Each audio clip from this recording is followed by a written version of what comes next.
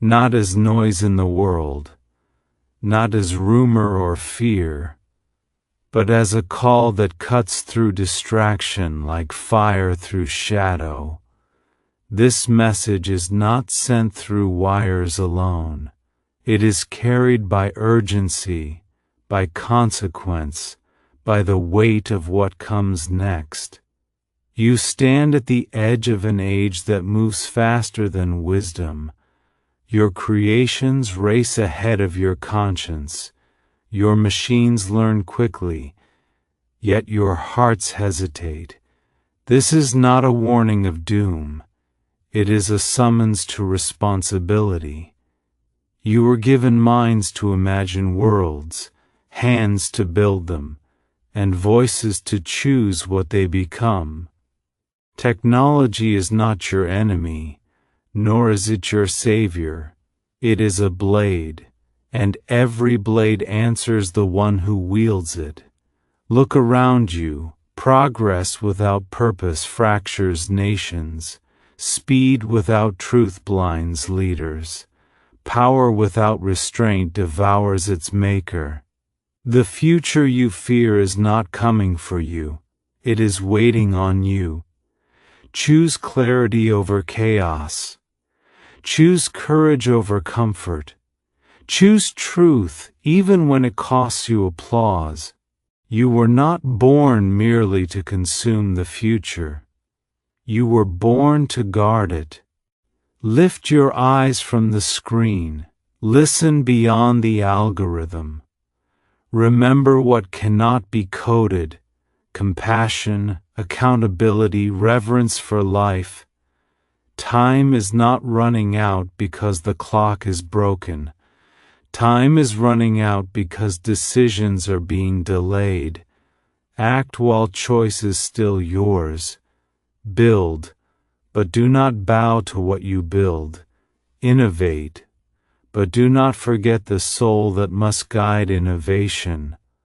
This message ends here, but its weight does not. What you do next will echo longer than any signal ever sent into the stars. Stand firm, stand awake, and choose wisely. Responsibility over speed is the choice that defines whether progress becomes a blessing or a catastrophe. You live in an age intoxicated by velocity. Faster systems, faster decisions, faster growth, faster influence. Speed is praised as virtue, hesitation mocked as weakness. Yet speed without responsibility does not lead forward. It spirals. It multiplies mistakes before wisdom has time to intervene. What is built too quickly often stands on foundations never tested, never questioned, never strengthened. And when it falls, it does not fall quietly. It collapses onto lives, cultures, futures. Responsibility demands pause. It demands the courage to slow down when the world is shouting accelerate. It asks harder questions than speed ever will. Not can this be done, but should this be done? Not how soon, but at what cost? Speed asks for efficiency. Responsibility asks for accountability. Speed celebrates the moment of launch. Responsibility endures the consequences long after applause fades. You are surrounded by tools that amplify your reach beyond any generation before you. A single decision can influence millions, reshape economies, alter how truth itself is perceived. When power expands, responsibility must expand faster still. Yet the temptation is always the opposite: to move quickly and apologize later, to disrupt first and reflect afterward. History is crowded with ruins left by those who believed momentum alone was proof of righteousness. Responsibility recognizes that innovation is not neutral. Every invention carries intent, impact, and inheritance. What you release into the world does not remain under your control. It enters human hands, human fears, human ambitions. Speed ignores this reality. Responsibility faces it head-on. Responsibility asks how a tool will be misused, who will be excluded, who will be harmed quietly while others benefit loudly. There is a lie repeated often, that slowing down means falling behind. In truth, reckless speed often ensures collapse. The strongest structures are not rushed, they are tested under strain, corrected after failure, reinforced where weakness appears.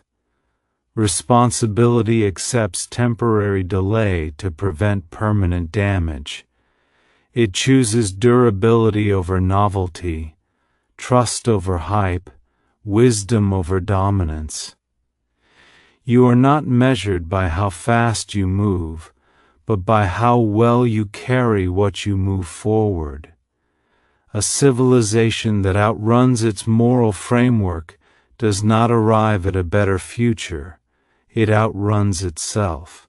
When ethics trail behind capability, correction comes not as refinement, but as crisis.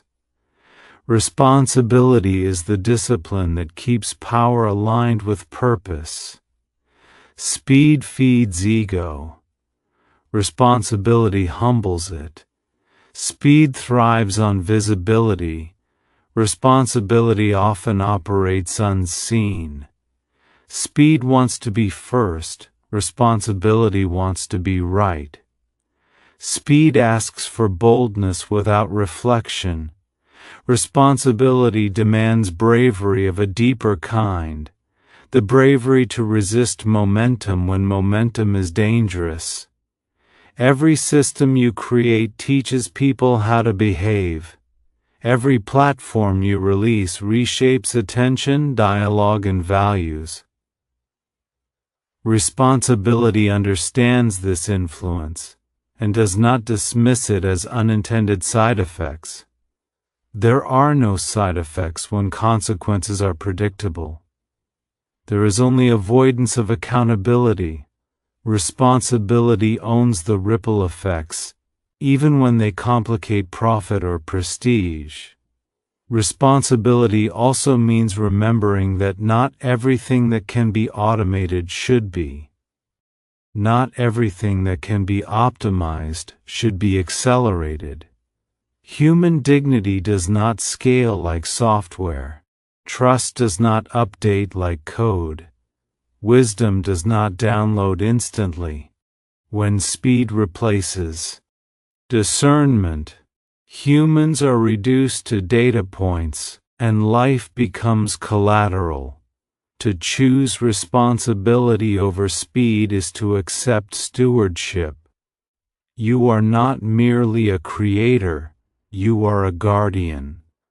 What you unleash today will shape decisions tomorrow, long after your name is forgotten. Responsibility thinks generationally. Speed thinks quarterly. Responsibility asks what kind of world your choices are preparing for those who did not consent to them. There will be pressure to move faster than your conscience allows.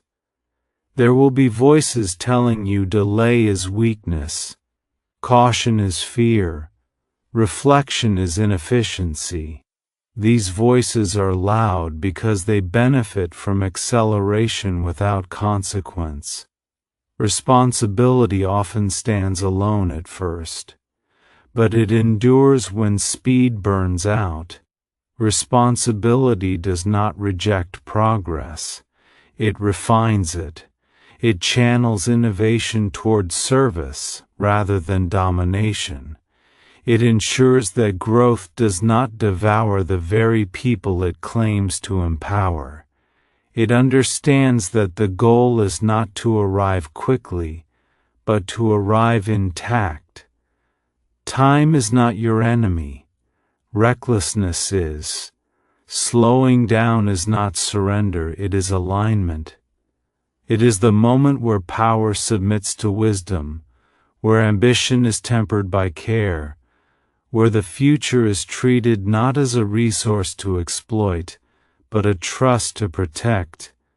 Choose responsibility over speed, and what you build may take longer to rise, but it will stand.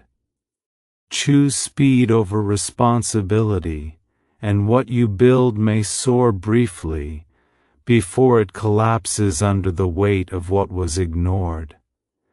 Power requires restraint because unchecked power does not remain strength for long, it becomes distortion. Power amplifies what already exists within the one who holds it. If there is wisdom, it magnifies wisdom. If there is fear, it magnifies fear. If there is pride, it magnifies pride, until it consumes judgment itself. This is why power without restraint is not merely dangerous to others, but destructive to the one who wields it. You live in a time where power is subtle yet immense. It no longer always arrives with crowns or armies. It comes through access, influence, leverage, control of systems, control of narratives, control of attention. A decision made quietly in one room can echo across continents. When power grows invisible, restraint becomes even more essential, because accountability weakens as reach expands. Restraint is not weakness, it is mastery. The unrestrained act on impulse, the restrained act on principle. Anyone can exert force.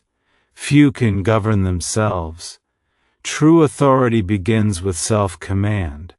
If you cannot restrain your own desires, ambitions, or reactions, power will not serve you, you will serve it.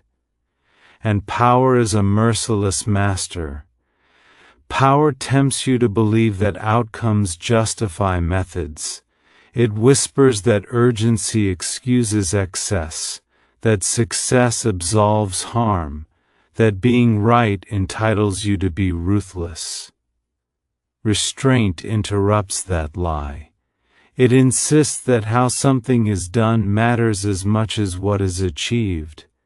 It reminds you that moral shortcuts accumulate hidden costs, and those costs are eventually collected. History does not lack examples of brilliance undone by excess. Those who rose quickly and fell harder did not fall because they lacked intelligence or resources. They fell because restraint was abandoned. They believed their vision exempted them from limits. They confused capability with permission. Power did not corrupt them suddenly. It revealed what restraint had been holding back. Restraint creates boundaries where power would otherwise overflow.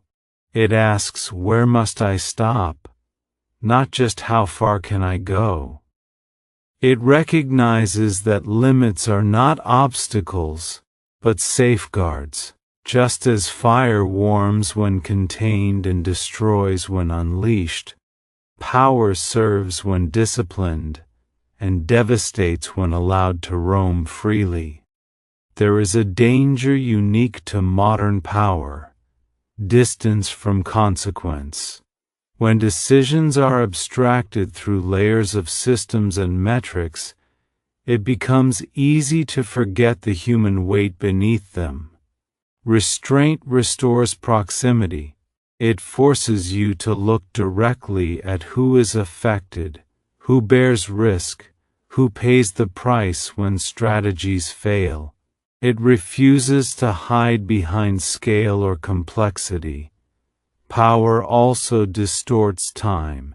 It creates impatience. When you can force outcomes, waiting feels unnecessary. Restraint counters this by reintroducing patience as a virtue. It acknowledges that some things must mature, that pressure applied too early fractures what could have grown strong. Power wants immediate compliance. Restraint allows genuine alignment. Restraint is the difference between leadership and domination. Domination seeks control. Leadership seeks responsibility. Domination extracts. Leadership protects. Domination fears dissent. Leadership listens. Power without restraint silences opposition because it mistakes challenge for threat. Restrained power understands that disagreement can refine truth, rather than weaken it. There is also restraint in what you choose not to do. Not every advantage must be exploited. Not every vulnerability must be leveraged. Not every victory must be total. Mercy is a form of restraint, and mercy is not inefficiency, it is foresight. Those who show restraint when they could overpower build legitimacy that force can never buy. Power creates isolation. The higher you rise, the fewer people speak honestly to you. Restraint counters isolation by inviting correction. It builds structures where truth can reach you before damage does. It welcomes limits imposed by ICEs, law and conscience, rather than viewing them as hindrances to be bypassed. Without restraint, power becomes addicted to expansion. Enough is never enough. Each success demands a larger one. Each boundary crossed makes the next easier to ignore. This is how power consumes itself. Restraint interrupts the addiction by declaring sufficiency. It knows when growth must pause, when consolidation matters more than conquest. Restraint also protects the powerless. Power naturally tilts systems in favor of those who already have influence. Restraint deliberately rebalances that tilt. It asks how decisions affect those without voice, without leverage, without protection. Power that ignores the vulnerable eventually loses its moral right to exist. There is restraint in language as well as action. Words spoken from power carry weight. Careless speech can destabilize trust, inflame fear, or legitimize harm. Restraint chooses precision over provocation, clarity over manipulation. It understands that truth does not require cruelty to be effective. Power tests character not when it is gained, but when it is secure. When consequences seem distant and resistance weak, restraint is the only thing standing between authority and abuse. External checks matter, but internal restraint matters more. Laws can be bent, systems can be gamed, conscience when intact cannot be bypassed without cost. Restraint is an investment in longevity. It allows power to endure rather than burn out. It creates space for repair, reflection, and course correction. It transforms power from a blunt instrument into a precise tool. Those who practice restraint leave structures standing after they are gone. Those who do not leave warnings Power will always test you. It will ask whether you value control more than responsibility, victory more than justice, speed more than wisdom. Restraint is the answer, G. Then not once, but repeatedly, in moments both public and private. Power requires restraint because the future is watching what you normalize today. What you permit now becomes precedent later. What you excuse in yourself will be copied by others without your discernment. Restraint is how you ensure that power serves life instead of ruling over it.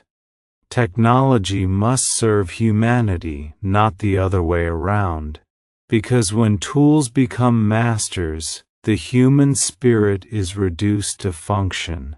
Technology was born from human imagination to extend capability, relieve suffering, and open possibility.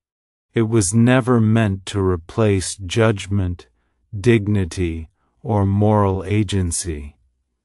The moment humanity reorganizes itself around machines, rather than shaping machines around human values, something essential begins to erode. Every tool carries a philosophy. It teaches people what matters by what it rewards. When technology prioritizes efficiency above meaning, speed above reflection, engagement above truth, it subtly trains humanity to mirror those priorities. People begin to measure themselves as systems, relationships as transactions, worth as output. This is not progress, it is reduction. Technology serves humanity only when humanity remains the reference point. Not productivity charts, not optimization curves, not predictive models detached from lived experience. Humans are not problems to be solved, they are lives to be respected. When systems forget this, they may perform flawlessly while causing quiet harm. The danger is not that technology is powerful. The danger is that it becomes unquestioned. Tools once required deliberate use, now they shape behavior automatically. Algorithms curate attention, influence emotion, and nudge decisions without consent or awareness. When guidance replaces choice, service becomes control. Technology must assist human agency, not erode it. There is a difference between convenience and care. Technology excels at convenience, but care requires presence, empathy, and moral responsibility. No system can replace the weight of a human decision made with compassion. When care is automated without accountability, responsibility dissolves into procedure. The question is no longer who chose, but which system failed. Technology should reduce human suffering, not simply repackage it more efficiently. When innovation ignores the psychological, social, and spiritual costs of constant connectivity, it extracts more than it gives. Loneliness disguised as networking, exhaustion labeled productivity, surveillance justified as personalization. These are signs of service inverted into exploitation. When technology dictates pace, humans lose rhythm, rest becomes inefficient, silence becomes suspicious. Attention fragments, the mind is pulled in multiple directions, trained to react rather than reflect. A technology that truly serves humanity would protect focus, depth, and rest, not consume them. Service to humanity means honoring human limits. Bodies need rest. Minds need stillness. Communities need trust. Systems that demand constant engagement, constant availability, constant output, treat humans as components rather than beings. Technology must adapt to human needs, not force humans to adapt to machine expectations. There is also the issue of dignity. When decisions affecting lives are made by opaque systems, dignity is compromised. People deserve to understand how outcomes are determined, to challenge them, to appeal them.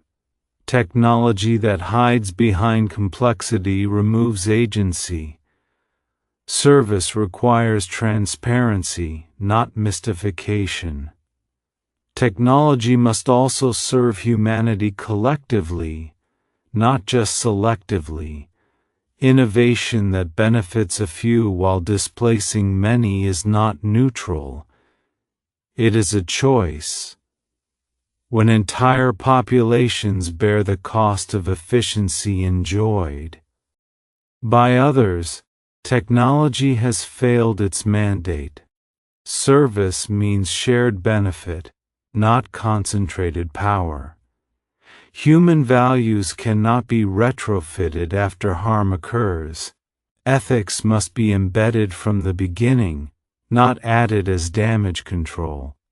When technology is released first and regulated later, people become test subjects without consent. Service requires foresight, not reaction. The purpose of technology is not to replace human judgment, but to support it. When systems override human intuition, when data silences lived experience, wisdom is sidelined. Numbers can inform decisions, but they cannot define what is right. Technology must remain advisory, not authoritative. There is a spiritual dimension to this as well. Humans seek meaning, not just efficiency. Technology that fills every quiet moment with noise leaves no space for reflection. A world without pause becomes a world without depth. Service to humanity includes protecting the inner life, not drowning it in stimulation. Technology must also respect the fragility of truth. Systems optimized for engagement often reward outrage, distortion, and division. When truth becomes secondary to attention, society fractures. A technology that serves humanity would elevate clarity over virality, understanding over polarization. Service requires humility. Creators must accept that they do not fully understand the consequences of what they build. This humility leads to restraint, testing, and willingness to revise. Arrogance rushes deployment. Humility ensures care. Technology shaped by humility remains adaptable and accountable. When technology becomes identity, humanity is diminished. People begin to define themselves by platforms, metrics, and digital validation. Service means helping people live fuller lives beyond the screen, not trapping them within it. Technology should be a bridge, not a destination. Technology must also protect the future, not just the present. Systems that extract data, attention, and resources without regard for long-term impact mortgage tomorrow for today's gains. Service requires stewardship across generations, not short-term dominance. Humanity is not obsolete. Compassion cannot be automated. Wisdom cannot be scaled infinitely. Responsibility cannot be delegated to code. Technology that serves humanity acknowledges this truth and operates within it. The measure of technology is not how advanced it is, but how human the world remains because of it. When innovation deepens dignity, strengthens community, and preserves choice, it serves. When it narrows humanity to efficiency and control, it rules. Technology must serve humanity because humanity is the reason technology exists at all. When that order is reversed, progress loses its meaning, and power loses its soul. Time demands decisive choice because delay itself is a decision, and hesitation in critical moments shapes outcomes as surely as action. You live under the illusion that time is abundant, that clarity will arrive if you wait long enough, that responsibility can be postponed without consequence. But time is not neutral. It moves forward regardless of readiness, carrying unresolved choices with it, until they harden into realities beyond control. Every era presents moments when options narrow. At first, paths appear open, reversible, forgiving. Later, those same paths close quietly, not with alarms but with permanence. Time does not announce when a window is about to shut. It simply closes it. Those who fail to choose discover too late that choosing was the privilege they surrendered. Decisive choice does not mean reckless action. It means recognizing when deliberation has fulfilled its purpose and avoidance has taken its place. There is a moment when gathering more information no longer brings wisdom, only comfort. That moment demands courage, because choosing commits you to consequence. Many fear consequences more than they fear stagnation, yet stagnation carries consequences of its own, often greater and less visible. Time pressures expose priorities. When forced to choose, what you protect reveals what you value. Delay often disguises fear as prudence. You tell yourself you are waiting for the right moment, when in truth you are waiting for certainty that will never come. The future does not reward perfect confidence, it rewards timely commitment. There are choices that cannot be deferred without cost. Moral choices, structural choices, choices about direction, restraint, responsibility. When these are postponed, forces less concerned with wisdom fill the vacuum. Power does not tolerate emptiness. If you do not decide how it will be used, it will decide for you. Time also magnifies momentum. Small decisions made early shape trajectories that become difficult to alter later. What seems minor now becomes foundational later. This is why indecision is dangerous at turning points. When systems are forming, values embedded early determine how those systems behave under stress. Waiting too long allows flawed assumptions to calcify into norms. Decisive choice requires accepting that not all outcomes can be controlled. You are responsible for direction, not perfection. Those who wait for guarantees often miss the moment entirely. History is not shaped by those who waited until risk disappeared, but by those who acted when risk was unavoidable. Time demands choice because circumstances change faster than character if character is not exercised.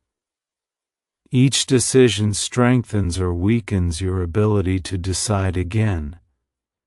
Avoidance becomes habit. Courage does as well.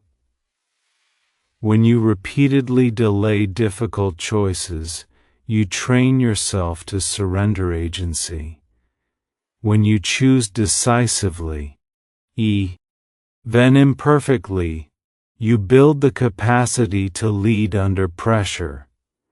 There is also an ethical urgency bound to time. Harm allowed to continue becomes harm endorsed. Silence stretches into complicity. Neutrality in moments that require judgment does not preserve balance, it preserves injustice. Time exposes this truth relentlessly. What you tolerate today becomes what you normalize tomorrow. Decisive choice often requires choosing between comfort and responsibility. Comfort prefers waiting. Responsibility recognizes urgency. Comfort wants consensus before commitment. Responsibility acts when conscience is clear, even if agreement is not universal. Comfort fears disruption. Responsibility understands that delay can be the most disruptive force of all. Time strips away illusions of reversibility. Some choices, once missed, do not return in another form. Opportunities to correct course diminish as systems grow larger, interests deepen, and dependencies multiply. Early decisions are flexible, late decisions are constrained. This is why timing matters as much as intent. Choosing decisively also means choosing values over convenience. When pressured by time, values clarify action. Without values, urgency leads to panic or paralysis. With values, urgency sharpens focus. You may not know every outcome, but you know which direction aligns with what must be preserved. There is a cost to being early, but there is a heavier cost to being late. Those who act too soon may need to adjust. Those who act too late often cannot. Time forgives adjustment more readily than neglect. Decisive choice keeps you within the realm where correction is still possible. Time also tests sincerity. It reveals whether principles are situational or enduring. When delay becomes habitual, principles become negotiable. When choice is made under pressure, principles either guide action or are exposed as decoration. Time does not care about intentions declared, it records actions taken. Decisive choice is an act of stewardship. It acknowledges that the future is shaped not by abstract forces, but by concrete decisions made under constraint. Waiting for perfect conditions is a luxury the future does not grant. It asks instead for faithfulness in imperfect circumstances. There will always be reasons to wait. More data, more alignment, more reassurance. These reasons multiply endlessly. Time does not. Eventually, waiting becomes refusal, and refusal becomes loss. The tragedy is not that people choose wrongly, but that they choose nothing until choice is no longer theirs. Time demands decisive choice, because momentum favors those already moving. If you do not set direction, direction will be set around you. If you do not define boundaries, they will be crossed. If you do not choose what matters, something else will. Decisive choice is not about control, it is about responsibility. It is the recognition that the moment entrusted to you will not repeat itself. You may not control outcomes, but you control whether you answer when time calls. And time is calling.